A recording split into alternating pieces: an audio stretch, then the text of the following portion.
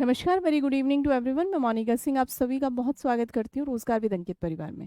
बच्चे, कल क्वेश्चन बोला था मैंने, आप में से आकांक्षा ने भेजा है और किस बच्चे ने भेजा है आंसर लिख के, एक दो बच्चे ने और भेजा है। ठीक है, तो आंसर लिखना है आपको, उसमें किसी की वेट थोड़ी करनी थी आपको कि हमें कौन बोलेगा तब हम भेजेंगे, हैं? आंसर तो लिखना था ना आपको, नहीं? चलो, तो आज जैसे हमने उपभोग फलन किया था ना, कंजम्पशन जो फलन था वो किया था, तो आज है निवेश फलन उसी के अंतर्गत। और अगर समय बचा तो मुद्रास्फीति को भी हम स्टार्ट कर देंगे। हम सेकंड यूनिट पढ़ रहे हैं, ये चीज़ क्लियर है आप लोगों को? हम कौन सी यूनिट पढ़ रहे हैं? पहले हम सेकंड यूनिट पढ़ रहे हैं। आप टॉपिक देखते जाइएगा इसके कि भैया कौन कौन से टॉपिक हैं यूनिट 2 में। यूनिट 2 हम कर रहे हैं राष्ट्रीय आय वाली, समष्टि वाली, समष्टि अर्थशास्त्र के अंतर्गत जो यूनिट 2 है हम वो कर रहे हैं। दूसरी बात यहाँ पे ये बताओ कि जो पीडीएफ की शिकायत थी आपकी कि भाई पीडीएफ नहीं हमारी हुई है अपलोड, तो पीडीएफ हो गई आप लोग की अपलोड?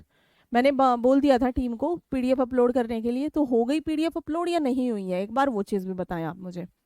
अब यहाँ पर आज का टॉपिक है निवेश। निवेश मतलब क्या? निवेश, जब हम ये कहते हैं कि भाई हम जो है 4 पैसे का ही निवेश कर रहे हैं, इसका मतलब क्या है?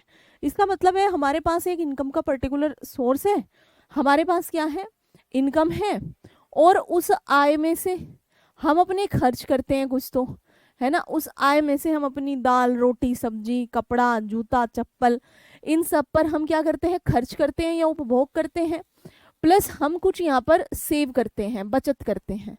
ठीक है, और इस बचत के भाग में से ही हो सकता है हम कुछ चीज़ों को क्या करें, इन्वेस्टमेंट कर दें। मतलब हमने सेव कर लिया कुछ चीज़ें, अब ये इन्वेस्टमेंट हम किस में कर सकते हैं? हम तो क्योंकि सरकार के इन्वेस्टमेंट को देखेंगे, पर अगर मैं इंडिविजुअल बात करूं तो आप ये पैसा इन्वेस्ट क्यों कर रहे हो? आप ये पैसा इन्वेस्ट इसलिए कर रहे हो ताकि कल को आपको कुछ रिटर्न मिल सके, इसीलिए करता है ना आदमी इन्वेस्ट। मान लिया हमारे पेरेंट्स ने हमारे ऊपर एजुकेशन में इन्वेस्टमेंट करा, वो भी एक प्रकार का इन्वेस्टमेंट है, समझ रहे हो? आपके ऊपर एजुकेशन में कोई इन्वेस्टमेंट करा, पैसा दिया, फीस लगती है ना भाई हर जगह, पैसा दिया, तो योर पेरेंट्स वांट्स कि भैया कल को कुछ इसमें से रिटर्न आ जाए, इसी इच्छा से, मतलब जरूरी नहीं इसी इच्छा से, मतलब पर्पस यही होता है पर कि भाई कल को जो है, कल को हमारा बच्चा सेटल हो जाए, कल को हमारा बच्चा 4 पैसे कमाने लगे, है ना? कल केवल क्लास नहीं हुई थी प्रीति जी, डेली क्लास होती है 6 बजे, कल नहीं थी क्लास। ठीक है, यहाँ पर देखेंगे आप, मैंने कहा कि यहाँ जब निवेश की हम बात करेंगे तो निवेश यानी किसके लिए होगा? जब हम इंडिविजुअल निवेश कर रहे हैं, हो सकता है जब हम यहाँ अर्थशास्त्र की भाषा में ही देखें तो मनुष्य के ऊपर किया गया निवेश, यदि मैं मानव निवेश की बात करूं तो मानव के ऊपर किया गया निवेश हो सकता है एजुकेशन में हो सकता है स्वास्थ्य में हो सकता है उसकी ट्रेनिंग प्रशिक्षण में हो।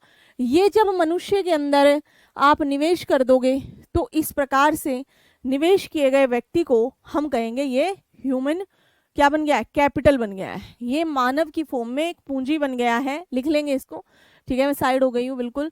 तो यहाँ पर आप देखेंगे कि ये चीज़ें भी नोट करें जो लिखवाई जा रही हैं। जैसे फॉर एग्जांपल हम निवेश करें किसी मनुष्य के अंदर, किसी मानव के अंदर, तो उसके अंदर किए गए उस निवेश कि में हम पैसे की फॉर्मेट को लगा रहे हैं, पैसा लगा रहे हैं। पैसा लगाना यानी कि हम ये सोच रहे हैं कि भाई ये भी जो XYZ जो भी पर्सन है ये शिक्षित हो जाए, प्रशिक्षित हो जाए, है ना? ठीक है, शिक्षित हो जाए, प्रशिक्षित हो जाए, इसका स्वास्थ्य ठीक रहे, ताकि ऐसे व्यक्ति को जो पढ़ा लिखा है, स्वस्थ है ना, जो ट्रेंड है, उसको कोई भी नौकरी देगा, और कोई भी नौकरी देगा यानी कि उसको वहां पर पैसे मिलेंगे, उसको वहां पर रिटर्न मिलेगा। सिंपल सी बात है भाई, लिख लिया? अब हम यार अर्थशास्त्र में निवेश का मतलब किससे समझ रहे हैं? जो हमारे कैपिटल गुड्स होते हैं, कैपिटल गुड्स यानी कि जो हमारे पूंजीगत पदार्थ हैं। जैसे यदि मैं कोई मशीन ले लूं, मैंने यहाँ एक मशीन में पैसा इन्वेस्ट कर दिया अपना, अब ये मशीन मान लिया 1 लाख की आई है, अब इस मशीन से काम होता है, मान लिया ये मैंने वो मिट्टी ढोने वाली कोई मशीन ले ली, अब इसको जो है 4 लोगों ने किराए पे ले लिया, एक दिन का 2000 रुपये मिल रहा है। ठीक है, कुछ 2000 में से जो है 500 रुपये इसकी कॉस्ट आ जाती है अपनी, मतलब तेल वेल की मजदूर की जो भी, तो 1500 रुपये पर डे मुझे बैठे बैठे बच रहा है। तो आप बताएं 1 लाख रुपया बहुत जल्दी कवर हो जाएगा। 1 लाख रुपया जो है 1 महीने में हो गया यहाँ मेरे हिसाब से 45, नहीं, 1 महीने में 45 रोज जाती है किराए पे, 45,000 2 माह में 90, और भाई तीसरे महीने में प्रॉफिट में आ गई मशीन, मालिक एकदम इतना आगे घूम रहा है क्योंकि निवेश कर दिया था। किसी उपकरण में, औजार में, निर्माण कार्य में, कोई घर ले लिया, कोई प्लॉट ले लिया, कोई मकान ले लिया, रोज पैसे बढ़ रहे हैं इन चीज़ों पे, किसी प्रॉपर्टी में। तो ये सब क्या होता है, ये आपका निवेश होता है। निवेश हमारी इनकम से ही निकलता है। हम सेविंग सेविंग करके कुछ करके हम अपने पैसे को कुछ इन्वेस्ट कर देते हैं इन इन चीज़ों में। इस प्रकार से जो सार्वजनिक निर्माण कार्य है, जैसे सरकार जो करेगी, नहर बनाएगी, सड़क बनाएगी, पुल बनाएगी, डैम बनाएगी, बिजली में कर देगी निवेश, है ना, जो है रेल चलाने में कर देगी निवेश। इसे क्यों करती है सरकार? क्योंकि उसको भी फ्यूचर में इन चीज़ों से बेनिफिट होता है। सड़क बनाने से सरकार को क्या बेनिफिट होगा? आप देखेंगे जब सरकार इन चीज़ों में इन्वेस्ट कर रही होती है तो इतनी भली नहीं है। एक तो सार्वजनिक कल्याण तो है ही उसका पर्पज़, परंतु यहाँ पर जो लोग सड़क पे चल के पढ़ने जाएंगे, जो लोग सड़क पे चढ़ के कंपनियों में नौकरी करने जाएंगे, जहाँ जहाँ भी लोग जाएंगे वहाँ वहाँ लोग अपना कुछ ना कुछ जो है विकास करेंगे आगे चल के। क्या करेंगे? अपना कुछ ना कुछ विकास करेंगे आगे चल के। ऐसा नहीं है कि भाई कोई व्यक्ति इनका फ़ायदा ना उठाए। सरकार का फ़ायदा क्या है? सरकार का फ़ायदा ये है कि लोगों का फ़ायदा हो, और लोगों का फ़ायदा ये है कि भाई सरकार क्योंकि हमारे लिए कल्याणकारी स्कीम्स चलाती है, कल्याणकारी योजनाएं चलाती हैं, तो हमें उस फायदे को लेना है। ये सरकार ने करा इन्वेस्टमेंट, ये हमने एज इंडिविजुअल करा, ये किसी पूंजीपति ने करा। 3 प्रकार के इन्वेस्टमेंट को हम देख चुके हैं।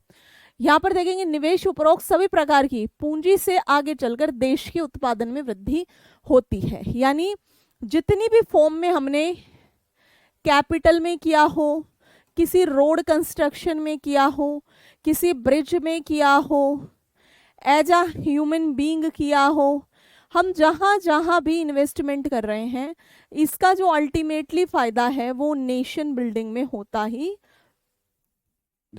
होता है, देश के निर्माण में होता ही होता है। ठीक है जी, देश के निर्माण में ये फायदा होता ही होता है, देश यहाँ मुनाफे में जाता ही जाता है। अब निवेश के कई सारे प्रकार होते हैं। टाइप्स ऑफ इन्वेस्टमेंट में सबसे पहला इन्वेस्टमेंट का टाइप है स्वतंत्र इन्वेस्टमेंट, यानी इंडिपेंडेंट टाइप का, है ना। इंडिपेंडेंट टाइप का जो इन्वेस्टमेंट होगा उसका क्या अर्थ होगा, ये चीज आपको टिप्पणी के तौर पे 50 शब्दों में भी लिखने को आ सकती है। ठीक है, तो आप देखें यहाँ पर जो स्वतंत्र निवेश होगा, जो आय में कमी और वृद्धि के बावजूद, यानी आपकी इनकम अगर 1000 रुपये थी तो भी आपने 100 रुपये का इन्वेस्टमेंट कर रखा था। यदि आपकी आय 2000 हो गई तो भी आप 100 रुपये का इन्वेस्टमेंट कर रहे हैं। अगर आपकी आय 800 रुपये हो गई तो भी आप 100 रुपये का इन्वेस्टमेंट कर रहे हैं। यानी ना तो आपने 1000 में कुछ किया, ना बढ़ने पे इसे बढ़ा दिया, ना घटने पे इसे घटा दिया। यानी आप इन्वेस्टमेंट कैसा कर रहे हैं, आपका जो इन्वेस्टमेंट है ना तो बढ़ रहा है ना घट रहा है, अर्थात आय से बहुत फ्री है, स्वतंत्र है। एक आध महीने अगर आपकी इनकम नहीं भी आई, अब आप देखें यहाँ पर, जैसे फॉर एग्जाम्पल आपने जो है मान लिया आपने कोई LIC करा ली, इन्वेस्टमेंट प्लान ले लिया आपने कि भाई मैं जो है 20 साल के लिए एक पॉलिसी ले लूँ। अब खुदा ना खास्ता जैसे कोरोना के अंदर बहुत सारे लोगों के रोजगार चले गए, भाई नौकरी चली गई, ऐसा थोड़े उन्होंने अपनी प्लान खींच ली। उन्होंने तो अपना प्रीमियम भरा, उन्होंने जो भी इन्वेस्टमेंट कर रखा था फ्री टाइप का वो उन्होंने भरा। अब मान लिया किसी का प्रमोशन हो गया पर उसने प्लान वही ले रखा है 500 वाला, तो प्रमोशन के दौरान उसने अपना नहीं बढ़ाया पैसा। तो इस तरीके के इन्वेस्टमेंट को हम स्वतंत्र इन्वेस्टमेंट कहेंगे। ये धारणा क्या है, ये कीन्स ने एक धारणा दी, उसने कहा कि आय और व्यय यानी इनकम और खर्च के अप्रोच अथवा आय गुणक मॉडल में स्वतंत्र निवेश की धारणा का प्रयोग किया जाता है। इन्होंने कहा कि यहाँ पर जो स्वतंत्र निवेश है वो ना घटता है ना बढ़ता है, अर्थात आय से ये बहुत ज्यादा स्वतंत्र होता है। आय से क्या होता है, ये स्वतंत्र होता है, इसमें कोई फर्क नहीं है कि आपकी इनकम बढ़ रही है या घट रही है। स्वतंत्र निवेश को हम इस रेखा चित्र से समझेंगे। यहाँ पर मान लिया, यहाँ पर अगर मैं कहूँ ये है आपकी आय Y1 है, मान लिया 1000 है, ठीक है। यहाँ पर अगर मैं देखूँ 2000 है, 3000 है, 4000 है, मतलब आपकी इनकम क्या हो रही है, बढ़ रही है, कम हो रही है। यहाँ पे हो सकता है 500 रह जाए, बीच में घटा भी लेते हैं, यहाँ पे जो है 500 रह गई, ठीक है। और ये आपका निवेश है जो कि 100 रुपये है। ईच एंड एवरी सिचुएशन में स्वतंत्र निवेश क्या है यहाँ पर? स्वतंत्र निवेश आय के स्तर से, आय के परिवर्तन से प्रभावित नहीं होता। इस चीज को समझने की जरूरत है। ठीक है जी। आय में होने वाले चेंजेस से जो इंडिपेंडेंट निवेश है आपका वो चेंज नहीं होगा। आपकी इनकम बढ़े, आपकी इनकम जो है घटे, है ना। आय का गुणक बच्चे होता है, यूजर जी का क्वेश्चन है यहाँ पर। आय का गुणक कहाँ लिखा है? देखो आय का गुणक पिछली उस पे था शायद से, आय का गुणक। यानी मान लिया कि यहाँ पर आय आपकी 100 है, 1000 है, 500 है, यानी कि आपकी आय क्या हो रही है? अगर मल्टीप्लाई हो रही है नहीं हो रही है दैट डजंट मैटर। अगर यहाँ पर हम बात करें इंडिपेंडेंट निवेश की तो इससे कोई फर्क यहाँ पर नहीं पड़ता है। ठीक है जी, समझ आई बात या नहीं आई? यानी आय गुणा हो रही है आपकी, घट रही है, बढ़ रही है, नहीं हो रही है, इससे कोई फर्क नहीं पड़ता है। ठीक है जी, इसे अर्निंग मल्टीप्लायर कहते हैं अंग्रेजी के अंदर। ओके, अर्निंग मल्टीप्लायर कहते हैं इसे, राइट। डन डन, ओके, ठीक है। यहां पर था आय गुणक मॉडल, यानी कि फॉर एग्जांपल आपकी कंपनी है 1000 रुपए की। अब मान लिया आप इस कंपनी से 1 इकाई का इन्वेस्टमेंट, प्रत्येक 1 यूनिट वो कर रहे थे। अब आपकी जो कंपनी है वो 10,000 में पहुंच गई है, तो भी आप यहाँ पर जो है उसमें बढ़ोतरी नहीं करोगे। यानी आपकी जो आय गुणक मॉडल होता है वो यही कहता है कि कंपनी की जो वो है, कंपनी की जो कहेंगे कि पर्टिकुलर इनकम है ना, वो चीज। दूसरा होता है इंड्यूस्ड इन्वेस्टमेंट, यानी प्रेरित निवेश क्या होगा? यानी कि यहाँ पर जैसे नाम से ही पता चल रहा है कि भाई यहाँ पर हमें एक प्रेरणा मिल जाएगी। यानी अगर हमारी इनकम बढ़ी, तो यहाँ पर ये बढ़ता है ना। इनकम थी 1000, तो हम यहाँ 100 रुपये इन्वेस्टमेंट कर रहे थे। ओके, अगर इनकम हमारी बढ़ी यानी 2000 हो गई, तो हो सकता है कि हम यहाँ 250 रुपये इन्वेस्ट करने लगे।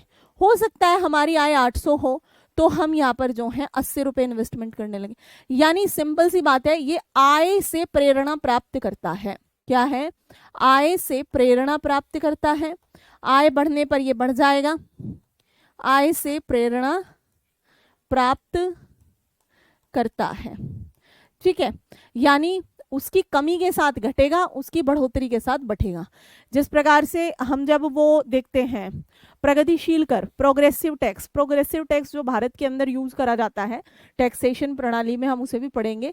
तो आप देखोगे कि जैसे जैसे किसी व्यक्ति की इनकम बढ़ती है तो उसकी जो रेट ऑफ टैक्स है वह भी बढ़ती है ना। और जैसे जैसे किसी व्यक्ति की इनकम कम होती है, आय कम होती है, वैसे वैसे उसकी रेट ऑफ टैक्स भी कम कर दी जाती है। ठीक उसी प्रकार से प्रेरित निवेश है। यदि आपकी सैलरी अधिक है, यदि आपकी सैलरी 1000 रुपये है तो 100 रुपये इन्वेस्ट करोगे, 2000 है तो 250 करोगे। मतलब फॉर एग्जाम्पल, यानी यहाँ पर इनकम के बढ़ने पर क्या हुआ? इनकम के बढ़ने पर आपका इन्वेस्टमेंट क्या हो रहा है? बढ़ रहा है। इनकम के कम होने पर आपका इन्वेस्टमेंट कम हो रहा है। अतः ये निवेश आय के स्तर में परिवर्तन के द्वारा निर्धारित होता है। प्रेरित निवेश आय के सापेक्ष होगा, इसे एक चित्र के द्वारा हम समझ जाएंगे। यानी ये एक प्रकार का रिलेटिव होता है, वो रिलेटिव नहीं होता, वो एक प्रकार से आप कह सकते हैं वो निरपेक्ष होता है, एब्सोल्यूट होता है। हमारी इनकम चाहे जितनी हो चाहे जो हो, हम वो नहीं बढ़ाएंगे, अपना इन्वेस्टमेंट नहीं बढ़ाएंगे ना कम करेंगे, उतना ही करते रहेंगे, चाहे हमें कर्ज पे लेके देना पड़े कहीं से।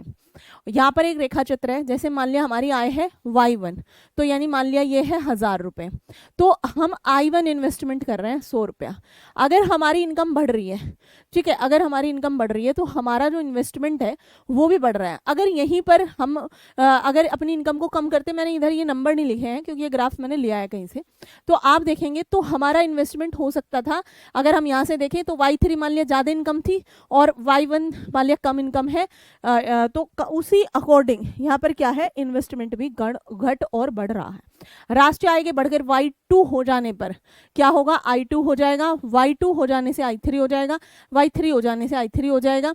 ठीक है, इस तरीके से जब राष्ट्रीय आय में वृद्धि होगी तो वस्तु एवं सेवाओं के लिए अधिक समस्त मांग उत्पन्न होगी। अब इसे आप ऐसे समझे, अभी तक मान लिया हम इसे इंडिविजुअल इन्वेस्टमेंट समझ रहे थे, अब यदि हम इसे नेशनल इनकम मान रहे हैं तो भैया नेशनल इनकम यानी राष्ट्र जो है, भारत जो है किन चीजों पर निवेश करेगा। मान लिया हम यहाँ पर एक प्रेरित एग्जाम्पल का ये समझते हैं उदाहरण, मान लिया ये भारत है, ठीक है, भारत के अंदर अगर नेशनल इनकम बढ़ रही है तो भाई भारत सरकार क्या कर रही है, हम प्रेरित इन्वेस्टमेंट को समझ रहे हैं, भारत सरकार यहाँ अधिक इन्वेस्टमेंट करेगी, अधिक निवेश करेगी। किस पे करेगी, ये करेगी सड़क पे, पुल पे, रेल पे, बस पे, PSUs पे, इन सब पे ये क्या करेगी, अधिक निवेश करना शुरू कर देगी। समझते हुए चलना बातों को।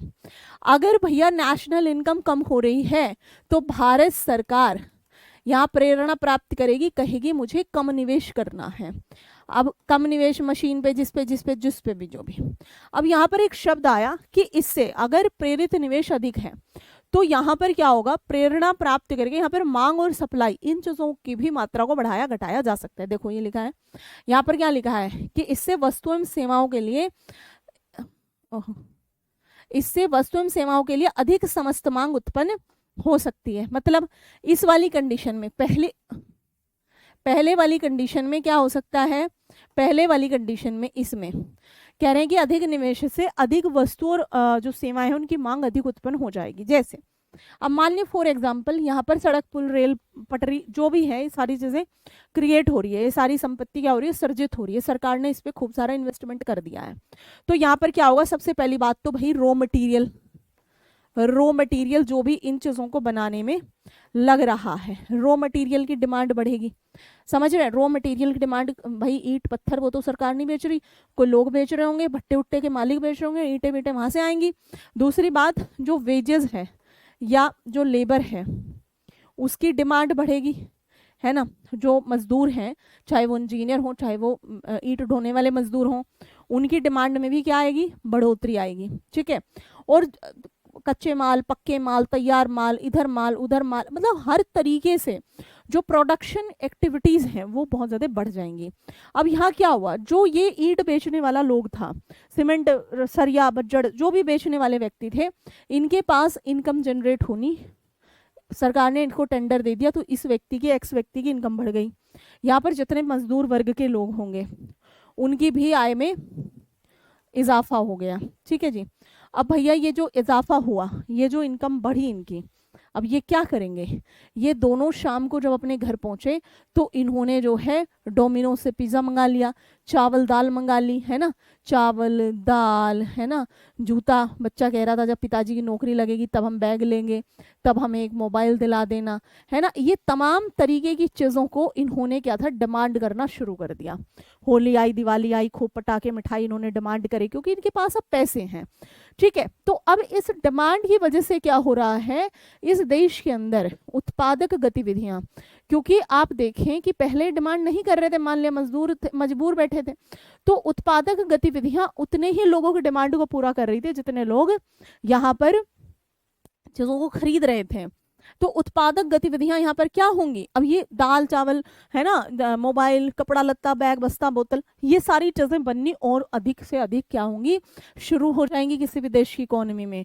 और जब ये अधिक से अधिक शुरू हो जाएंगी तो ध्यान देंगे बच्चे, यहाँ पर रोजगार, क्योंकि अब पहले जितनी चीजें बनती थी उनके लिए लोग सफिशिएंट थे, तो आप देखेंगे कि यहाँ पर रोजगार सृजन का कार्य शुरू हो जाएगा। प्यारे बच्चों, रोजगार सृजन बढ़ेगा, उत्पादक गतिविधियों के बढ़ने से रोजगार सृजन बढ़ेगा, लोगों को मोटिवेशन आएगा कि मैं भी क्या करूं, एक जूते की फैक्ट्री खोल दूं, खूब डिमांड हो रही है आजकल तो, है ना। तो क्या होगा, यहाँ पर निवेश और अधिक बढ़ना शुरू हो जाएगा, लोग पब्लिक प्राइवेट सब प्रकार के निवेश को करेंगे, जिससे कि नेशनल आय बढ़नी शुरू हो जाएगी, और जहां से चक्र गया था घूम के वहीं पर आ जाएगा। नेशनल आय के बढ़ने से वापस सरकार सड़कों पे, पुल पे, फलाने पे, चिमने पे, इस सब पे पैसा लगाएगी। एक बार समझ लेंगे इस डायग्राम को, तो नेशनल आय किस प्रकार से देश के अंदर निवेश गतिविधियों को प्रमोट करती है, ये चीज आपको यहाँ पर समझाई गई है।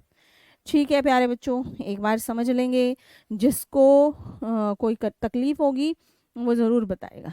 एक बार बताएं सभी बालक, है ना, एक बार बताएं कि भैया हमारी समझ में आ गई बात या नहीं आई है। ठीक है, तो किस प्रकार से, और इसी का वाइस वर्सा, इसी का जो है आप अपोजिट देख लेंगे। अपोजिट के अंदर क्या आएगा चीज़ें, अपोजिट के अंदर आएगा कि भैया जैसे जैसे जैसे जैसे यहाँ पर नेशनल इनकम कम होगी, सरकार के पास पैसे कम होंगे, तो सरकार इन गतिविधियों पर पैसे कम लगाएगी। गतिविधियों पर पैसे कम लगाने से यहाँ पर जो है सारी चीज़ें कम होती हुई चली जाएंगी। तो दोनों ही सिचुएशंस आपको समझनी, दोनों ही। धन्यवाद रेशमा, आपको समझ आ रही है, बहुत बढ़िया। और बताएं और सारे साथी हमारे कि समझ में आई चीज़ें या नहीं, कि निवेश किस प्रकार से नेशनल इनकम को और नेशनल इनकम किस प्रकार से निवेश को प्रभावित करते हैं। ठीक है, बताएंगे जी, बहुत शुक्रिया। आगे बढ़ जाएं। और ठीक इसी प्रकार से क्या होगा, जो पीछे है, सेवाओं के लिए अधिक, समस्त मांग को अधिक से अधिक क्या करेंगे, डिमांड करेंगे। अगर यही चीज़ कम होगी तो फिर निवेश आदि की प्रक्रिया भी क्या हो जाएंगी भैया, यहाँ पर कम हो जाएंगी। सिंपल सीधी सी बात है ना। यहाँ देखेंगे, बढ़ती हुई समस्त मांग आर्थिक तेजी की दशा की सूचक होती है, अभी बताया मैंने। ठीक है, उद्यमकर्ताओं के कमाने वालों को बढ़ा देती है इन चीज़ों की, वस्तुओं की मांग में वृद्धि और पूर्ति के लिए पूंजी पदार्थों के निर्माण में अधिक निवेश के लिए प्रेरित होते हैं। यही तो बताया मैंने सारी चीज़ें। ठीक है, जो लिखी हुई है वही सारी चीज़ें मैंने आपको यहाँ पर बता दी है। ठीक है जी, चलेंगे। ओके, प्रेरित निवेश को दो भागों में बांटे देंगे आप। एक है औसत निवेश प्रवृत्ति निवेश, और आय के मध्य अनुपात औसत निवेश प्रवृत्ति कहलाता है। यहाँ पर एक है सीमांत निवेश। यहाँ पर समझे पहले, प्रेरित निवेश को, यानी कि जो अभी हमने पढ़ा, उस प्रेरित निवेश को हम दो भागों में बांट रहे हैं। एक है औसत निवेश प्रवृत्ति निवेश, है ना। यहाँ पर आय के मध्य अनुपात और औसत निवेश, कैसा गलत सा लिखा हुआ है, प्रेरित निवेश को हम क्या है, दो भागों में बांटेंगे। जो प्रेरित निवेश है, यानी इनकम के बढ़ने पर, अगर हम बात करें इनकम के बढ़ने पर, ये यहाँ पर क्या हो रहा है, अधिक हो रहा है। इनकम के कम होने पर ये कम हो रहा है। ठीक है जी। औसत निवेश प्रवृत्ति, ये इसका नाम है, औसत निवेश प्रवृत्ति। पहला हो गया आपका औसत निवेश प्रवृत्ति। तो औसत निवेश प्रवृत्ति यानी निवेश और इनकम के मध्य, है ना, निवेश और इनकम के मध्य अनुपात औसत निवेश प्रवृत्ति कहलाता है। यानी आय और निवेश, इन दोनों के बीच एक अनुपात है ना। मान लिया जैसे मैंने अभी बताया कि भाई 1000 है तो 100 रुपये हो रहा है इन्वेस्टमेंट, 800 है तो हो सकता है 80 हो रहा हो, और 2000 है तो 250 हो रहा हो। यही एग्जाम्पल दिया था। तो यानी कि इनके मध्य अनुपात है, जिसको हम औसत निवेश प्रवृत्ति कहलाते हैं। औसत निवेश प्रवृत्ति यानी निवेश अपॉन आय।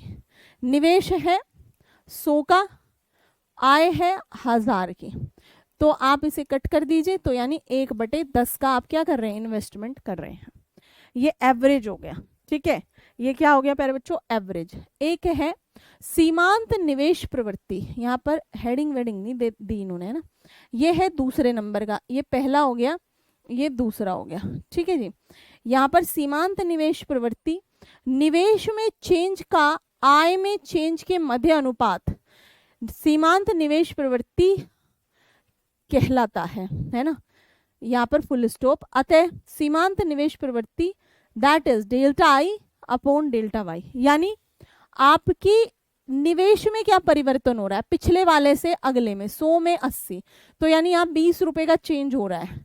ठीक है, और आय में क्या परिवर्तन हो रहा है, 1000 में 800, यानी 200 रुपए का परिवर्तन यहाँ हो रहा है। तो यानी ये कितना हो गया, ये भी आपका 1/10 आया। नेक्स्ट आप देखें कि 800 से 2000 हो रहा है, और ये 80 से 250 हो रहा है, यानी 170 हो रहा है। और यहाँ कितना चेंज हो रहा है, 1200 का चेंज हो रहा है। तो कुछ इस प्रकार से, यानी कि सीमांत निवेश प्रवृत्ति क्या होगा, निवेश में परिवर्तन का, निवेश में जो इन्वेस्टमेंट में जो चेंज है उसका किससे, आय में जो चेंज हुआ उससे यहाँ पर अंतर को हम देख रहे हैं। ठीक है जी। नेक्स्ट आ जाता है आपका ऐच्छिक और अनैच्छिक निवेश। पहला निवेश क्या था? पहला निवेश स्वतंत्र निवेश था। याद है स्वतंत्र निवेश क्या था? आय चाहे आपकी जो भी रहे, आपका निवेश अमाउंट नहीं बदल रहा है। दूसरा क्या था? प्रेरित निवेश था। आय बढ़ने पर निवेश बढ़ जाएगा, आय कम होने पर निवेश कम हो जाएगा, यानी आय is the main factor to inspire और डिक्रीज द इन्वेस्टमेंट। बात आ गई बच्चे समझ में? हाँ जी बताएं। कि पहला था इंडिपेंडेंट, याद रहेगा। दूसरा था प्रेरित, प्रेरित में थे दो, एक था औसत निवेश प्रवृत्ति, दूसरा था सीमांत। ठीक है। तीसरा आ जाता है ऐच्छिक और अनैच्छिक। तीसरा क्या आ जाता है? ऐच्छिक और अनैच्छिक। ऐच्छिक निवेश क्या है? ऐच्छिक निवेश यानी वास्तविक निवेश ऐच्छिक या अनैच्छिक हो सकता है। भाई जब हम किसी विशिष्ट योजना के लिए, जब हम किसी विशिष्ट योजना के साथ नियोजित ढंग से करेंगे, माने मैंने ये सोचा कि मैं दिल्ली में एक जो है छोले कुलचे का ठेला लगा लूं, है ना। मान लिया मैंने सोचा कि भाई मैं जो है दिल्ली के अंदर जो मुखर्जी नगर का एरिया है बड़ा चलता है बढ़िया, इसमें एक छोले कुलचे का ठेला लगा लूं। तो यहाँ मैंने एक विशिष्ट योजना बनाई अपनी और एक प्लानिंग करी, है ना, और अपनी इच्छा से मैंने इसे करा। ठीक है।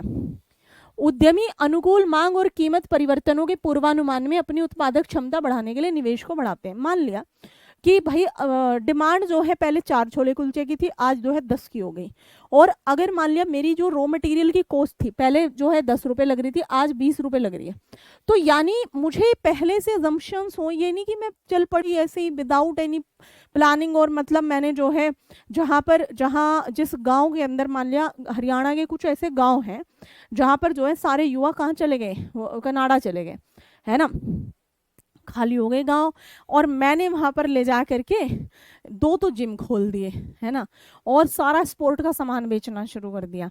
मतलब मैंने ये नहीं सोचा कि डिमांड किस चीज़ की है। वहाँ तो अस्पतालों की डिमांड है, सब बुजुर्ग रह गए वहाँ पे, बच्चे सब युवा चले गए कनाडा। ठीक है। आप देखोगे बहुत सारी बीबीसी की रिपोर्ट्स को देखोगे कि खाली होते हरियाणा के गाँव। ठीक है जी।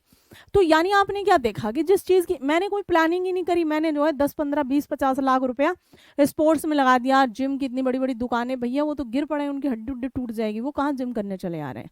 तो यानी according to the planning, according to the demand of product, मैं क्या कर रही हूँ? मैं इन्वेस्टमेंट कर रही हूँ, तो हम उसे ऐच्छिक कहेंगे। मैंने अपनी इच्छा से मैंने एकदम अपना सारा अजम्पशन लगाया, अगर रेट बढ़ेंगे तो मैं भी अपने रुपए पैसे बढ़ाऊंगी, क्या उसमें रॉ मटेरियल में पैसे बढ़ रहे हैं, ब्ला ब्ला ब्ला। वो मशीनरी स्थापित करने के लिए भी निवेश कर सकते हैं जो भविष्य में लागत को घटा सकता है और लाभ को बढ़ा सकता है। जैसे हमने अभी लिया था मिट्टी ढोने वाली मशीन को, ठीक है, क्या कर रहा है? भविष्य में उसकी लागत तो वही रहेगी 500 रुपये पर डे, हो सकता है मेंटेनेंस वगैरह में 700 आने लगे। लाभ हो सकता है आगे आने वाले दिनों में, आज 2000 उस पर मिल रहा था, कल को 2500 मिलने लगे, क्योंकि डिमांड इतनी ज़्यादा होती है इन सब चीज़ों की, मशीनरियों की, कि भैया इन पर रोज़ पैसे बढ़ जाते हैं। ठीक है। तो ये चीज़ हो गई आपकी। इस प्रकार वर्तमान माल सूची पूंजी बढ़ाने की सुविचारित नीति नियोजित या ऐच्छिक निवेश है। सुविचारित यानी हमने ऑलरेडी उस पर अच्छे से विचार कर लिया है, वो प्लान करी है हमने, और ऐच्छिक है। जब मांग में प्रत्याशित गिरावट के कारण स्टॉक संचित होते हैं तो उसे अनैच्छिक या अनियोजित निवेश कहते हैं। जैसे मैंने कहा कि भैया कहीं पर डिमांड क्या हो जाए? कम हो जाए। जैसे आज आप देखें मुखर्जी नगर के अंदर से कोचिंग्स जो है मूव करना शुरू कर दी और ऑनलाइन दुनिया आ गई, है ना। क्या हुआ? ऑनलाइन आ गया बहुत सारा मटेरियल, ऑनलाइन आ गए बहुत सारे कोचिंग्स। तो यहाँ पर क्या हुआ? जैसे मेरी लगातार बात होती रहती है, मैं जब भी मुखर्जी नगर के फोटो स्टेट वाले शॉप पे बैठती हूँ तो मुझे आदत है मैं उनसे बातें करती हूँ। ठीक है। जो रिक्शा वाले एक जगह है जहाँ पे मैं पिछले 10 साल से पोहे खा रही हूँ, चाहे 6 महीने में खाऊंगी वहीं पे। तो भैया से मतलब एक तरीके का वो है, बॉन्ड है बढ़िया। तो क्या है कि जब हम स्टूडेंट थे तब से हम वहाँ पोहे खा रहे हैं। ठीक है। उन्हीं के पास खाते हैं पर्टिकुलरली, चाहे कितने बढ़िया होटल खुल जाए। मेरा ये पर्सनली ये मेरा मानना है कि आप जिससे अपने दुख के समय में, अपनी गरीबी के समय में जुड़े हो ना, अपने संघर्ष के समय में, तो वो चीज़ें बहुत इंस्पायर करती है मुझे। अब मुझे कोई काम नहीं होता कई बार मुखर्जी नगर में, पर मैं उस गली उस पार्क में जाके बैठ जाती हूँ, ऐसे मुझे अच्छा लगता है। सच में वो स्ट्रगल भरे डेज जो थे मुझे बहुत अच्छे लगते हैं।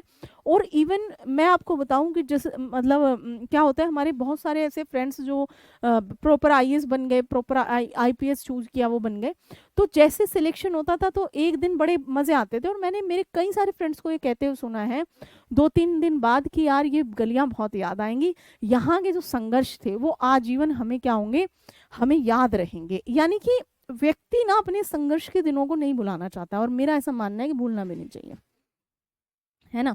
तो भाई साहब यहाँ पर क्या हुआ कि मैं उनसे बातें करने लगती हूँ।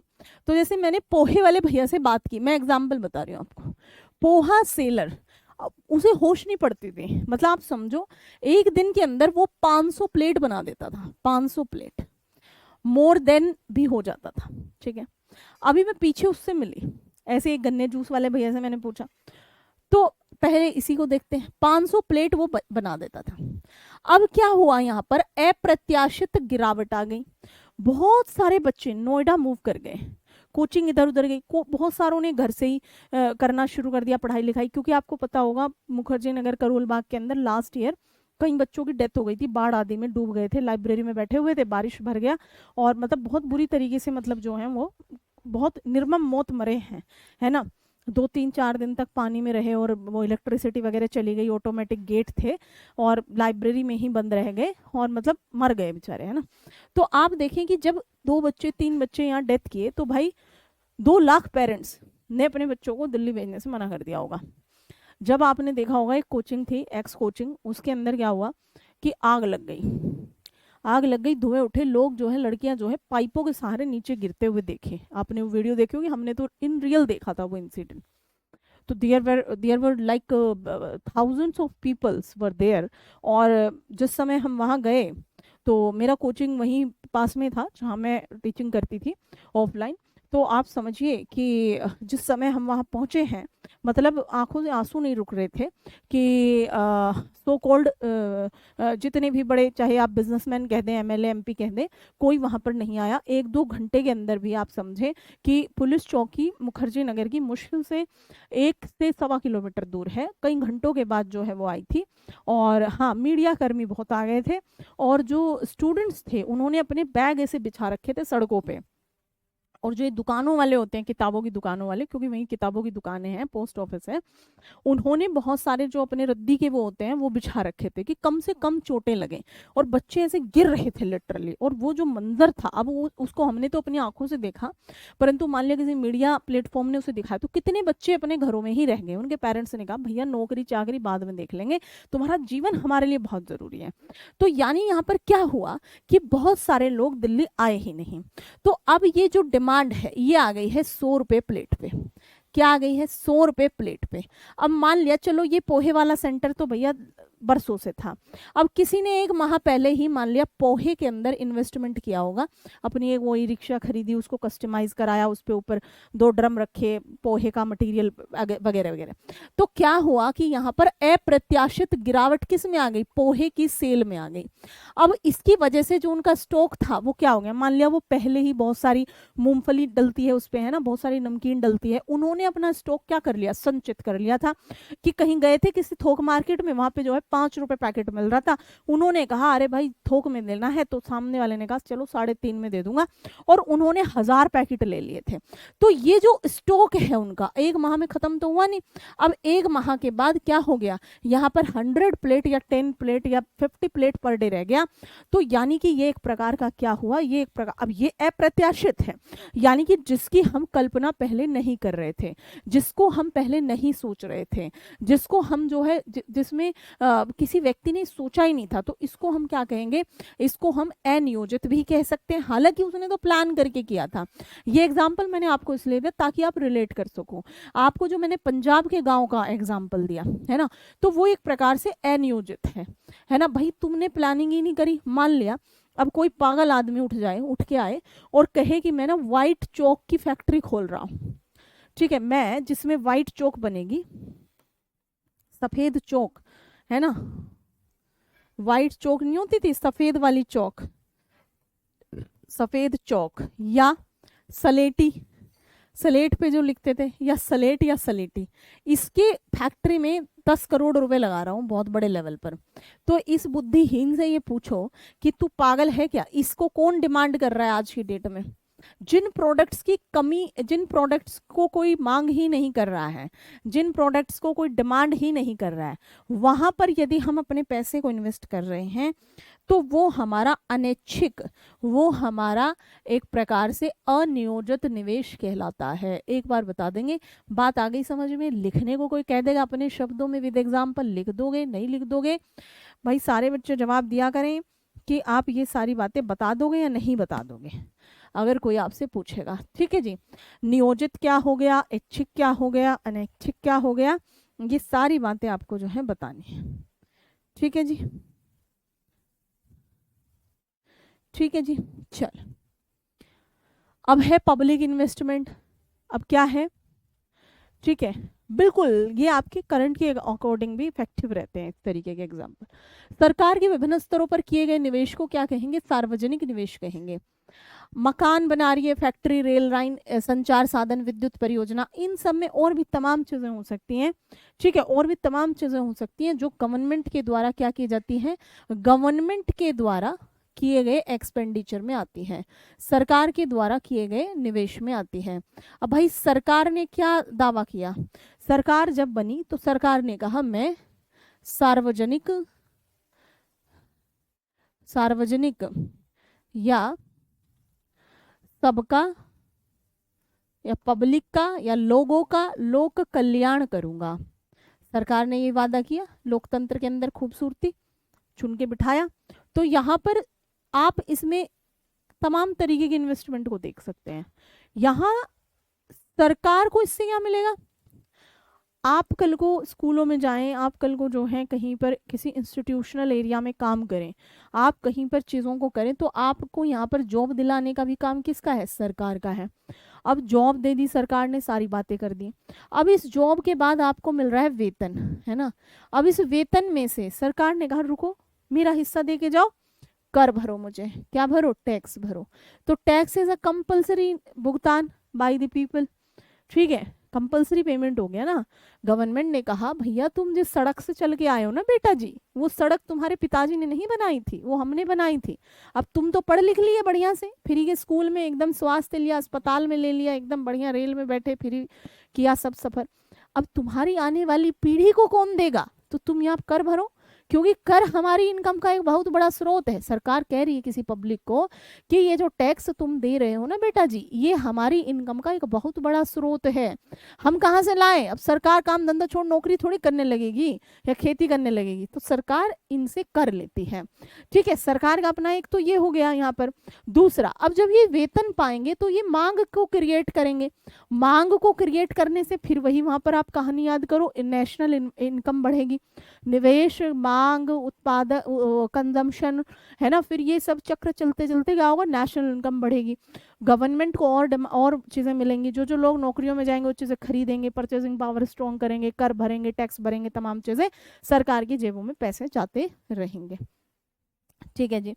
राज्य सरकार के द्वारा अस्पताल, स्कूल, नहर, सड़क, इन सब पर किए गए, जो राज्य हो, राज्य सरकार हो या केंद्र सरकार हो, सब जो जिस भी प्रकार के निवेश को कर रही हैं, वो सारी प्रकार का निवेश जो है सरकार के द्वारा किया गया निवेश या फिर ये कहलाता है। इसी प्रकार से आप जब थर्ड लेवल पे आएंगे, क्योंकि भारत देश के अंदर क्या है, 3 प्रकार के स्तरों पर बात होती है, केंद्र सरकार, राज्य सरकार और लोकल गवर्नमेंट। त्रिस्तरीय है ना यहाँ पे? हाँ जी, त्रिस्तरीय। त्रिस्तरीय यानी कि 3 लेयर्स में यहाँ पर बात हम देखते हैं, 3 स्तरों पर हम यहाँ बात देखते हैं। ठीक है जी। अब चाहे केंद्र सरकार खर्चा करे, है ना, चाहे केंद्र सरकार खर्च करे, चाहे राज्य सरकार करे, और चाहे उसको जो है इसे कह देंगे आप स्थानीय सरकार। स्थानीय में 2 आ जाएंगी, गांव और शहर, या पंचायत करे या फिर आपकी म्यूनसिपैलिटी करे, है ना? ठीक है, यहाँ पर जो भी करे वो सब क्या है, मान लिया कि बिजली लगवा दी, ये सब सार्वजनिक खर्च के अंदर आता है। इसमें पैसे धेली लगते हैं, ऐसे नहीं, फ्री फंड में कुछ नहीं होता। ठीक है जी।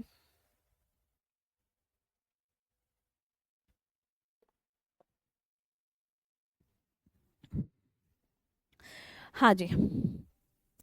अब मैंने आगे क्या लिखा, अभी क्या बताया मैंने कहा कि भैया जी सरकार तुम्हारी कोई सगी रिश्तेदार नहीं लग रही है, यहाँ पर सरकार सार्वजनिक निवेश लाभ प्रेरित नहीं होता, ऐसा नहीं है। ये क्या है?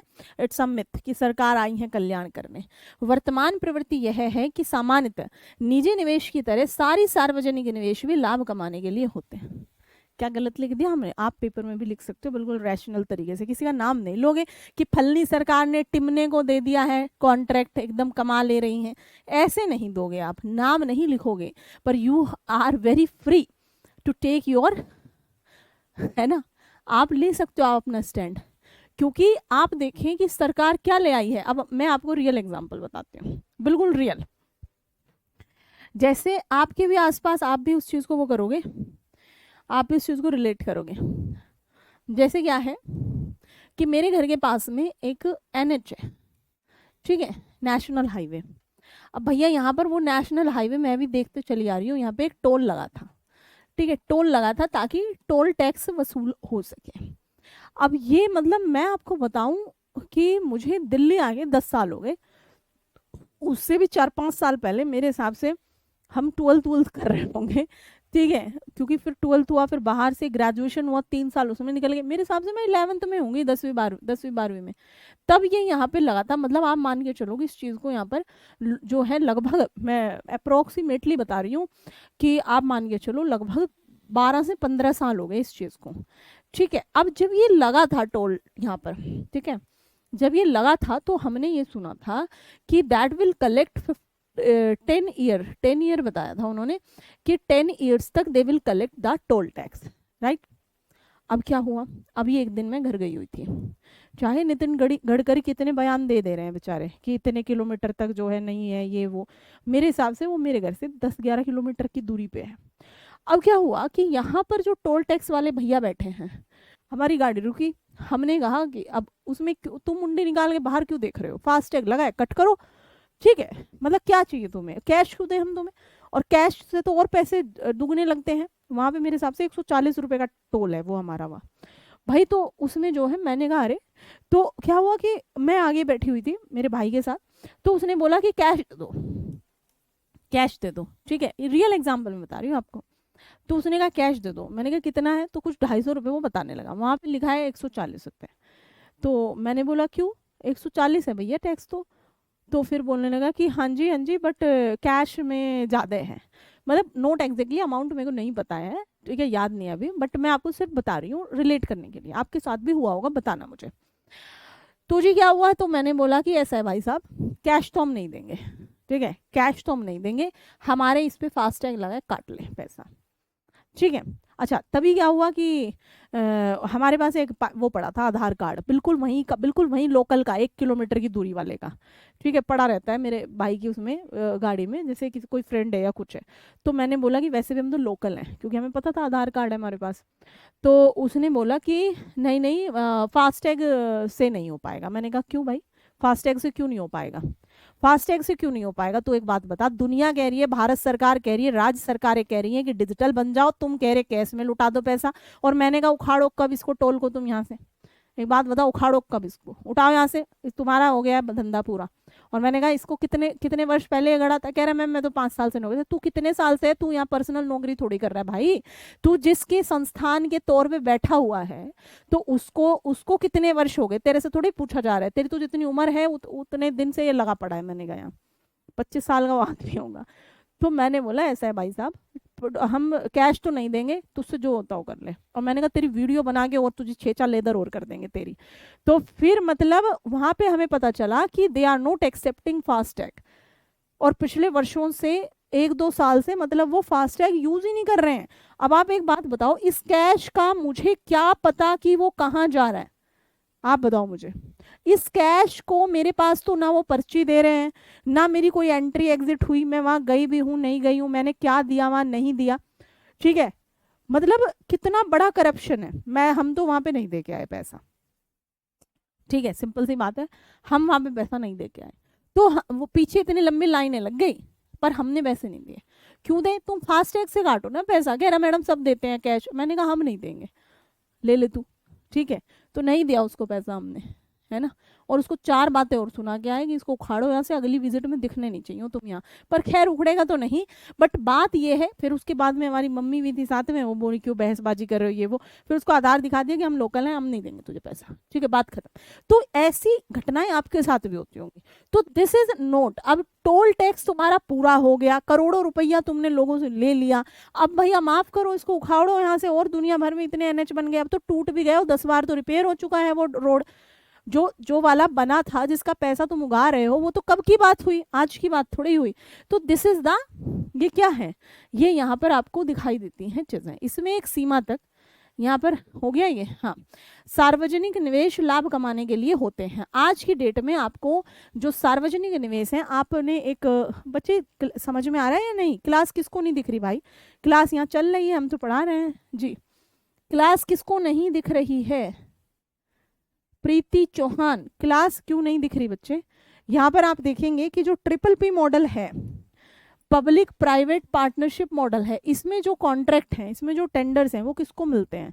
अब इसमें सरकार भी कमा रही है और जनता भी कमा रही है, और इसमें गरीब तो नहीं कमा रहा ना, इसमें कौन कमा रहा है, बिजनेसमैन कमा रहा है। इसमें एक सीमा तक सार्वजनिक उपयोगिता निवेश ही केवल एक अपवाद है, यानी कि अगर आप वाटर फैसिलिटी दे रहे हो, वाटर फैसिलिटी, तो ही आप कह सकते हैं एक एक्सेप्शन है।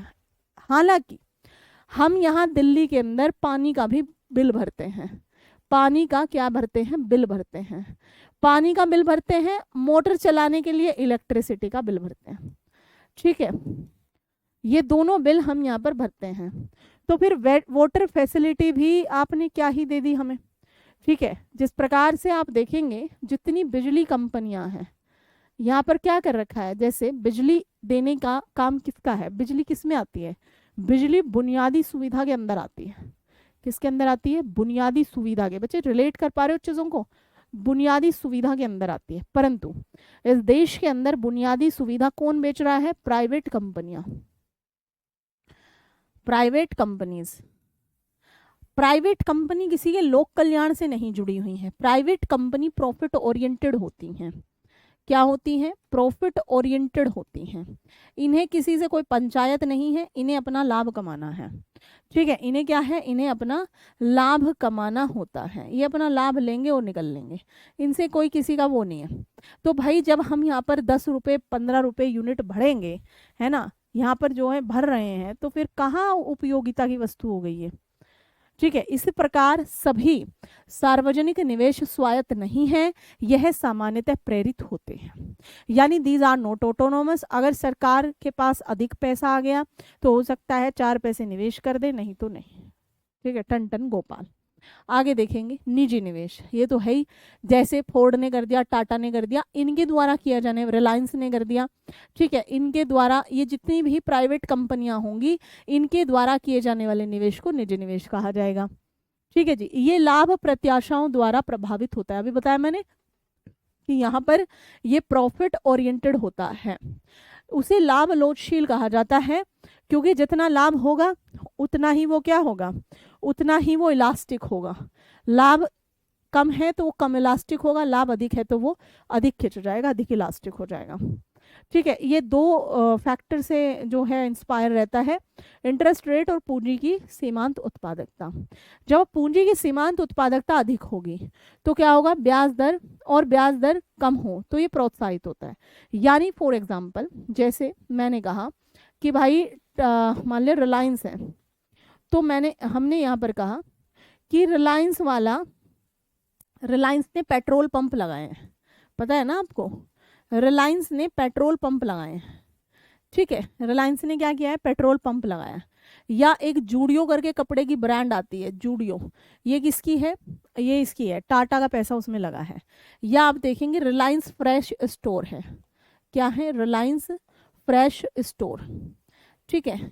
ये क्या मैंने बताया आपको, मैंने बताया कि भाई रिलायंस ने अपने पेट्रोल पंप लगाए हैं, रिलायंस ने पेट्रोल पंप लगाए हैं, ठीक है, किसने, रिलायंस ने। या इसने जो है रिलायंस फ्रेश स्टोर खोले हैं, Reliance fresh store kind of, ये क्या होंगे आपके, ये वो होंगे जिनमें सारी चीज़ें, सुपर मार्केट है ना, सुपर मार्केट, सुपर मार्केट, या मैंने कहा कि कपड़े का स्टोर है जूडियो, है ना, या चश्मे बेचते हैं ये लोग टाटा वाले, या जूडियो एक एग्जांपल, जूडियो कपड़ा स्टोर, कपड़ा स्टोर, ठीक है जी, किसका, टाटा का पैसा इन्वेस्ट हुआ है इसमें, ठीक है। और तमाम चीज़ें जैसे आप देखेंगे इलेक्ट्रॉनिक्स कारें वगैरह।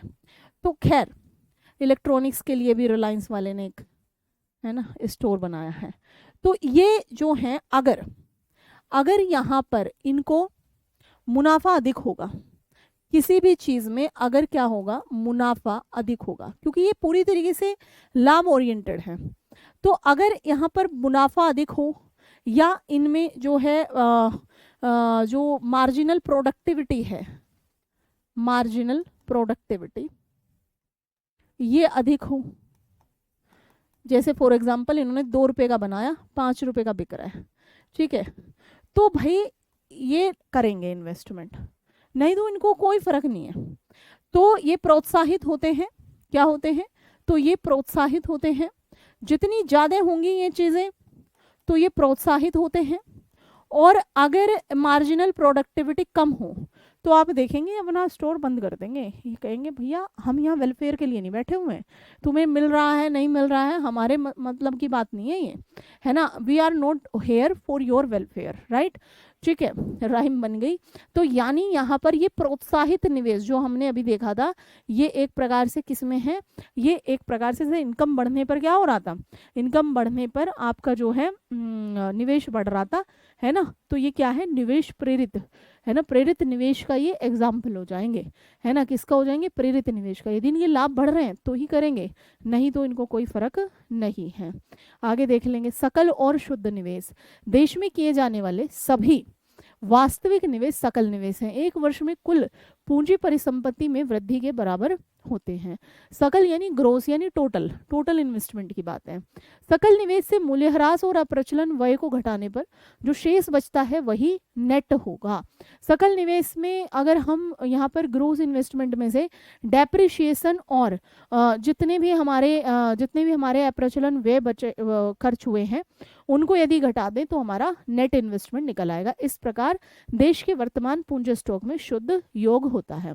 कीन्स क्या कहता है, कीन्स कहता है निवेश की प्रेरणा लाभ की प्रत्याशित दर और ब्याज की दर पर निर्भर करती है। यानी अगर लाभ की प्रत्याशित दर कम है तो यहाँ पर कम से कम ब्याज की दर के बराबर होनी चाहिए। यदि लाभ की प्रत्याशित दर ब्याज दर से अधिक है तो निवेश किया जाएगा, ठीक है। यदि हमें प्रॉफिट मिल रहा है, मान लिया कि प्रॉफिट मिल रहा है हमें 5 रुपए का और जो इंटरेस्ट रेट जा रहा है वो जा रहा है 10 रुपए, तो नहीं होगा ना निवेश, कौन करेगा। अगर हमें प्रॉफिट मिल रहा है 10 रुपए का या कम से कम 5 रुपए का और हमारा इन्वेस्टमेंट भी 5, तो यानी कि हमें ये बराबर होना चाहिए। यदि व्यवसायी निवेश के लिए अपनी मुद्रा का प्रयोग नहीं करता है, यदि कोई बिजनेस पर्सन है और वो निवेश के लिए अपने पैसे का प्रयोग नहीं करता बल्कि इसके लिए दूसरों से उधार लेता है, तो इस दशा में यह और भी स्पष्ट है कि किसी पूंजी पदार्थ अथवा मशीनरी या फैक्ट्री आदि में रुपए के निवेश से प्रत्याशित लाभ की दर अवश्य ही ब्याज दर से ऊंची होनी चाहिए, नहीं तो जो उद्यमी है वो निवेश करना उसके लिए हानिकारक होगा। सिंपल सी बात है। मान लिया किसी बैंक से उसने कर्जा लिया या किसी साहूकार से उसने कर्ज लिया, अब बैंक कह रहा है कि भाई मैं 20 रुपए लूंगा तुझसे, 1000 पे 20 रुपए ब्याज लूंगा, ठीक है। अब वो उसने देखा कि यदि मैं 1000 रुपए के जो है कोई आइटम बनाऊं और उस पे मुझे यदि 20 कम से कम 20 रुपए तो भी प्रॉफिट बचना चाहिए तब तो मैं ब्याज भरूंगा। अब यदि उसे यहाँ 5 रुपए बच रहा है तो भाई वो तो लॉस में चला गया ना 15 रुपए, तो उसके क्या सिर में गड्ढे खुले हैं कि वो निवेश करेगा। कोई भी व्यक्ति, कोई भी बिजनेस पर्सन यदि कहीं से इन्वेस्टमेंट कर रहा है ब्याज पे पैसा लेके, ठीक है, यदि कहीं से इन्वेस्टमेंट कर रहा है ब्याज पे पैसा लेके, तो यदि अपनी मुद्रा नहीं है उसके पास, है ना, और वो बड़ा साहसी उद्यमी है, बहुत बढ़िया एकदम, मतलब इतना निडर है कि उसे डर नहीं है किसी चीज का कि भाई कल को क्या हो जाए, ठीक है। तो यहाँ पर वो जब अपनी मुद्रा नहीं लगा रहा, दूसरों से उधार लेके लगा रहा है, तो ऐसी स्थिति में यदि उसकी मशीनरी या फैक्ट्री जो भी चीजें हैं उससे अगर उसे एक लाभ की प्राप्ति नहीं हो रही, एक पर्टिकुलर प्रॉफिट नहीं मिल रहा है, तो वो क्यों पैसा लगाएगा? उसके लिए वो निवेश क्या हो जाएगा, एक प्रकार से हार्मफुल हो जाएगा। बात आई समझ में? उसके लिए ये निवेश एक प्रकार से हार्मफुल हो जाएगा। ठीक है जी, उसके लिए ये निवेश एक प्रकार से हार्मफुल हो जाएगा, साधारण सी बात है। ठीक है जी, क्या हो जाएगा? हार्मफुल हो जाएगा, है ना। इसीलिए ब्याज और लाभ ये दो ऐसी चीजें हैं जो किसी भी इन्वेस्टमेंट को क्या करती है? इंस्पायर करती हैं। निवेश प्रेरणा के लिए दो तत्व हैं। निवेश से लाभ की प्रत्याशित दर, जिसे कीन्स ने पूंजी की सीमांत उत्पादकता की संज्ञा दी है, यानी जो भी हमें प्रॉफिट मिलेगा उसको कह रहे हैं। रेट ऑफ इंटरेस्ट और इन्वेस्टमेंट फंक्शन या फिर निवेश फलन। यहाँ पर किसी स्वतंत्र उद्यम में विनियोजन की प्रेरणा या निवेश की मात्रा को निर्धारित करने के लिए हम इस सूत्र में जाएंगे। आई बराबर क्या हो जाएगा?